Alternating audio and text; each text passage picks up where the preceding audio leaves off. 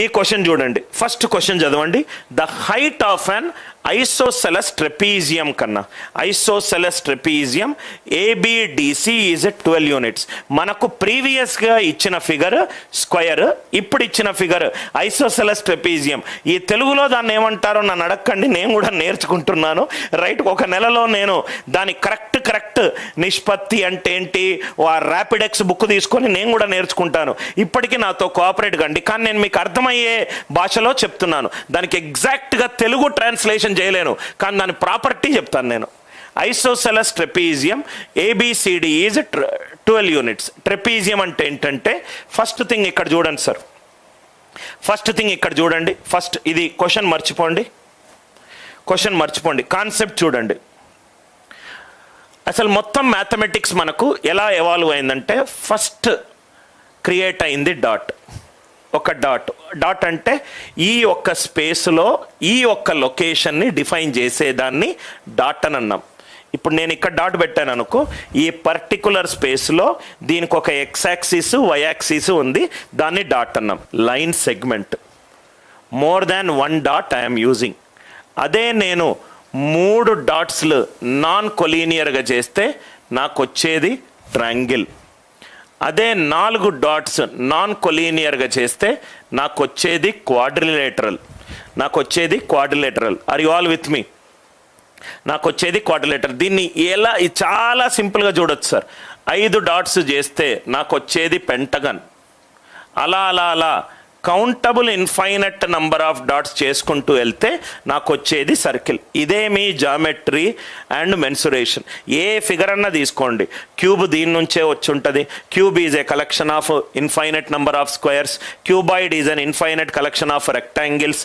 Pentagon is a collection of triangles, right, or a quadrilaterals. ఏదైనా కూడా 1 to many function నుంచి వచ్చింది. ఇది ఎందుకు చెప్తున్నానంటే, ఈ చాలా సింపుల్ మీరు అలవాటు చేసుకోవాలి. సపోజ్ ఇది ట్రయాంగిల్ ఉంది, ఇదే ట్రయాంగిల్ ఉంది, మీరు ఏమీ చేయొద్దు సార్.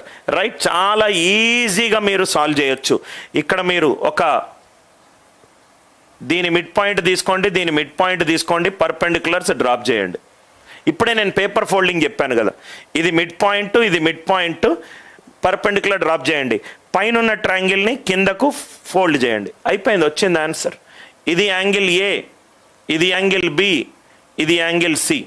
ఇటు ఫోల్డ్ చేస్తే ఇది బి, ఇటు ఫోల్డ్ చేస్తే ఇది సి, పైన ఫోల్డ్ చేస్తే A. Sum of the 3 angles in a triangle ఎంత? 180 degrees. Sum of 3 angles in a triangle ఎంత? 180 degrees. చాలా ఈజీ సార్. సపోజ్గా ఇది ఏ, ఇది బి, ఇది సి, ఇది డి.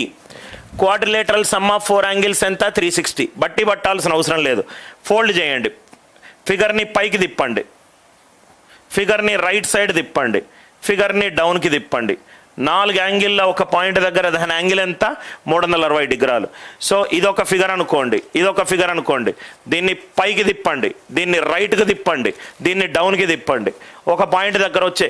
ఇది చాలా సింపుల్ ప్రూఫ్స్. మనం అనవసరంగా థీరంలు చేసుకొని భయపడతాము. ఐ హోప్ ఇది అర్థమైంది కదా. ఇదే చేస్తాను. పేపర్ ఫోల్డింగ్ అనేది చాలా ఇంపార్టెంట్ కాన్సెప్ట్ మనకు జామెట్రీలో. నవ్వు ఇక్కడ చూడండి సార్, ఐసోసెలస్ ట్రెపీజియం అడిగాడు. ఫస్ట్ ఆఫ్ ఆల్, ట్రెపీజియం అంటే ఏంటంటే ఆపోజిట్ సైడ్స్ ప్యారలల్. ఈక్వల్గా కనుకుంటే దాన్ని ప్యారలలోగ్రామ్ అని అంటాం. ఆపోజిట్ సైడ్స్ ప్యారలల్ అండ్ ఈక్వల్గా ఉంటాయి, కానీ ప్యారలల్గా ఉండి అన్ఈక్వల్గా ఉంటే దాన్ని ట్రెపీజియం అని అంటాం. ఆపోజిట్ సైడ్స్ ఏబిసిడి, ఈ 2 ప్యారలల్ కానీ అన్ఈక్వల్. వీటిని జాయిన్ చేస్తే నాకు ఏసీబీడి లైన్ వచ్చినాయి. ఇవి 2 parallel sides. A B is parallel to C D, A B is parallel to C D. Non parallel sides ఏంటి? Non parallel sides A C B D. Non parallel sides ఏంటి? ఏసీబీడి. నాన్ ప్యారలల్ సైడ్స్ కనుక ఈక్వల్గా ఉంటే దానిని మనము ఐసోసెలస్ ట్రెపీజియం అని అన్నాం. క్వశ్చన్ చదవండి.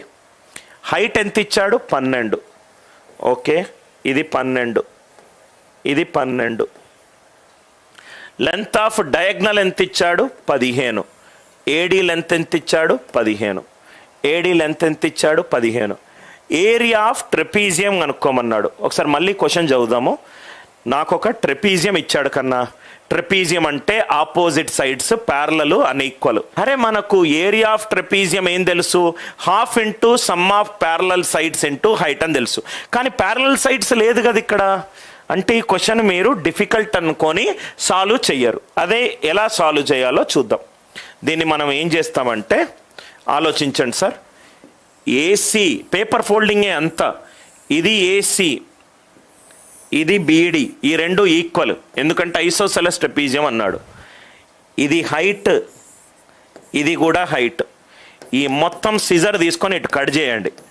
కట్ చేసి దీన్ని ఇటు పుల్ చేయండి. ఈ 12ని కట్ చేస్తున్నా, కట్ చేసి దీని మీద పెడుతున్నా. డెఫినెట్గా పెట్టొచ్చు, ఎందుకంటే ఇది కూడా 12, ఇది కూడా 12.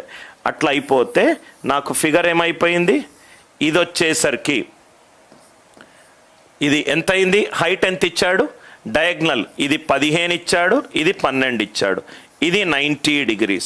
ఆల్రెడీ మనకు తెలుసు 3, 4, 5 అనేది పైథాగోరియన్ ట్రిప్లెట్. దాన్ని 3తో మల్టిప్లై చేస్తే నాకు వచ్చేది 9, 12, 15. 15, 12, ఇది 9, ఇది 12, ఇది 9.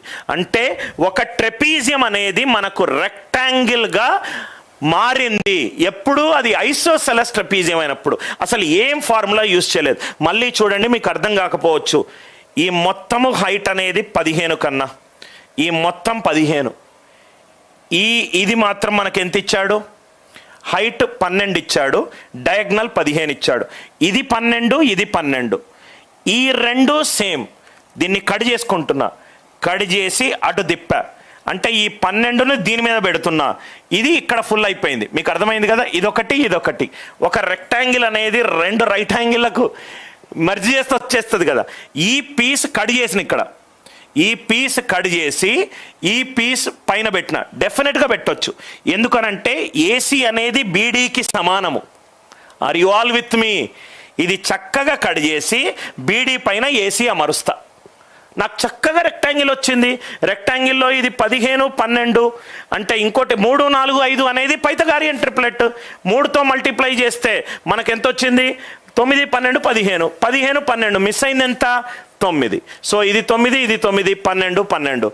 12 9s are ఎంత? ఇది 108. 12 9s are 108. అంత ఈజీగా మనము జామెట్రీ అండ్ మెన్సురేషన్ని పేపర్ ఫోల్డింగ్ తోటి మనం ఎలా అయితే ఎంఎస్ వర్డ్లో కట్ కాపీ పేస్ట్ యూజ్ చేస్తామో అంత ఈజీగా మనము కట్ చేసి, కాపీ చేసి, పేస్ట్ చేసి ఫార్ములా లేకుండా సాల్వ్ చేయొచ్చు. మంచి ప్రాబ్లము. ఈ రెండింటిని నాకు తెలిసి తెలుగు మీడియం స్టూడెంట్స్కి ఇప్పటి వరకు ఈ కాన్సెప్ట్ ఎవరైనా టీచర్ చెప్పారో తెలియదు. ఈ కాన్సెప్ట్ని పెద్ద పెద్ద బుక్స్లో, అంటే బైబుల్ ఆఫ్ మ్యాథమెటిక్స్ అయిన Hungarian book of mathematics, art of problem solving.com ఈయన పెద్ద పెద్ద వెబ్సైట్లో వీటిని వర్చువల్ పొజిషనింగ్ అనే కాన్సెప్ట్ అంటాం. ఇదొక వర్చువల్ పొజిషనింగ్ కాన్సెప్ట్. ఇక్కడ కూడా నేను 2 కాన్సెప్ట్లు ఎక్స్ప్లెయిన్ చేశాను.